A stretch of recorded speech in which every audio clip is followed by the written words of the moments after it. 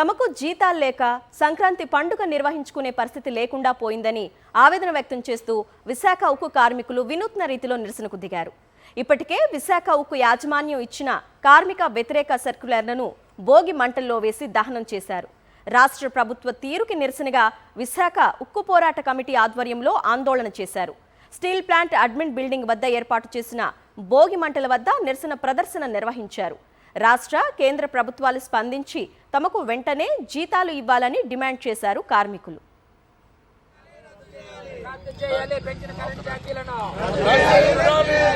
కేంద్ర ప్రభుత్వాల విధానాలు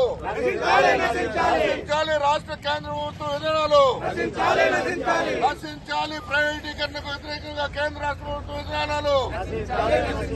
విశాఖ ఉక్కు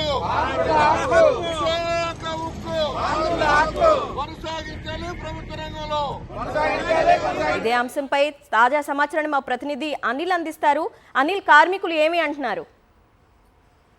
థ్యాంక్ యూ అరుణ. రాష్ట్రంలో ప్రజలంతా కూడా ఆనందంగా సంక్రాంతి పండుగను జరుపుకునే వేళ విశాఖ ఉక్కు కార్మికులు అర్ధాకలితో పండుగలు జరుపుకుంటున్నటువంటి సందర్భం కనిపిస్తోంది. అందుకు అనుగుణంగా ఈరోజు భోగి పండుగను పురస్కరించుకుని అడ్మిన్ బిల్డింగ్ వద్ద వేసినటువంటి భోగి మంటల్లో ఇటీవలే ఉక్కు కార్మికులకు వ్యతిరేకంగా బీఆర్ఎస్ సర్క్యులర్ ను కూడా యాజమాన్యం జారీ చేసింది. ఆ సర్క్యులర్ ను భోగి మంటల్లో వేసి కార్మికులు దగ్ధం చేశారు. పెద్ద ఎత్తున నినాదాలు చేసి కేంద్ర రాష్ట్ర ప్రభుత్వాలు వెంటనే స్పందించాలి, కార్మిక వ్యతిరేక నిర్ణయాలపై వెనక్కు తగ్గాలని చెప్పి వారు డిమాండ్ చేశారు. అలాగే గడిచిన 4-5 నెలలుగా ఉక్కు కార్మికులకు పూర్తి స్థాయి జీతాలు అందడం లేదు, వెంటనే పెండింగ్ జీతాలు చెల్లించాలని కూడా వారు డిమాండ్ చేయడం జరిగింది. అలాగే తరచూ నిరసనలు చేస్తున్నప్పటికీ కూడా రాష్ట్ర ప్రభుత్వం కానీ స్థానిక ప్రజాప్రతినిధులు కానీ స్పందించకపోవడం పట్ల వారు పెద్ద ఎత్తున మండిపడుతున్నటువంటి పరిస్థితి కనిపిస్తోంది. దసరాతో మొదలుకొని ఇప్పుడు దాదాపుగా సంక్రాంతి వచ్చింది, అయినప్పటికీ కూడా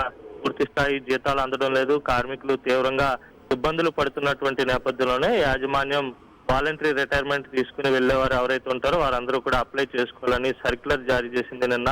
ఆ సర్క్యులర్ కి వ్యతిరేకంగా పెద్ద ఎత్తున నినాదాలు చేసి ఆ సర్క్యులర్ కాపీలను అడ్మిన్ బిల్డింగ్ వద్ద ఏర్పాటు చేసినటువంటి భోగి మంటల్లో వేసి దగ్ధం చేసి తమ నిరసనను ఉక్కు పోరాట కమిటీ నేతలు వ్యక్తపరిచారు. ఉద్యమాన్ని మరింత ఉధృతం చేస్తామని చెప్పి వారు హెచ్చరిస్తున్నటువంటి పరిస్థితి కనిపిస్తా ఉంది. ఎందుకంటే రాష్ట్ర ప్రభుత్వం అంటే ఎన్నికలకు ముందు ఉన్నటువంటి ముఖ్యమంత్రి చంద్రబాబు గాని డిప్యూటీ సీఎం పవన్ కళ్యాణ్ గాని ఇద్దరు కూడా స్టీల్ ప్లాంట్ ను కాపాడుతామని చెప్పారు. కానీ అధికారంలోకి వచ్చిన తర్వాత అటువంటి ప్రయత్నాలు ఏవి చేయకుండా యాజమాన్యం కార్మిక వ్యతిరేక నిర్ణయాలు తీసుకుంటున్నప్పటికీ కూడా మాట్లాడకపోవడంపై కార్మికులంతా కూడా తీవ్రమైనటువంటి ఆగ్రహాన్ని వ్యక్తం చేస్తున్నారు. రాష్ట్ర ప్రభుత్వానికి తగిన గుణపాఠం చెప్తామని కూడా హెచ్చరిస్తున్నారు. ఈ నేపథ్యంలోనే కనీసం జీతాలు కూడా అందకపోవడంతో పండుగలు కూడా ఏ విధంగా చేసుకోవాలి, కుటుంబ సభ్యులంతా తీవ్ర ఆవేదన చెందుతున్నారు. పండుగ పూట కూడా ఎందుకంటే ప్రొడక్షన్ కూడా పెద్ద ఎత్తున నడుస్తూ ఉంది. 130% ఉక్కు ఉత్పత్తి అవుతున్నప్పటికీ, లాభాల్లో నడుస్తున్నప్పటికీ కూడా, పెద్ద ఎత్తున ఆదాయం కూడా వస్తున్నప్పటికీ కూడా ఎందుకు కార్మికులకు జీతాలు చెల్లించడం లేదని ఉక్కు పరిరక్షణ పోరాట కమిటీ ప్రశ్నిస్తుంది. దీనికి యాజమాన్యం నుంచి కూడా ఎవరు స్పందించడం లేదు. అన్ని విషయాలు తెలిసినప్పటికీ కూడా స్థానిక ఎమ్మెల్యే పల్లా శ్రీనివాస్ గాని లేకపోతే స్థానిక ఎంపీ శ్రీభరత్ గాని ఏమాత్రం స్పందించడం లేదు. కనీసం విశాఖ ఉక్కు పరిశ్రమకు సంబంధించిన ఒక సమస్య ఇక్కడ ఉంది అనే విషయాన్ని కూడా వారు విస్మరించి వ్యవహరిస్తున్నారు.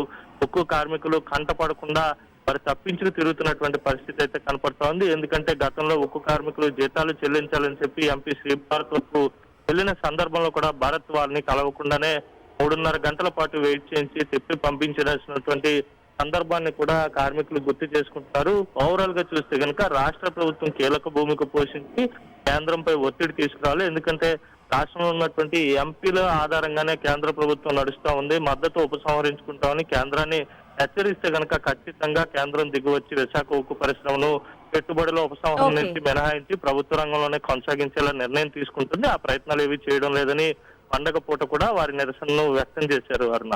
Okay Anil, thank you.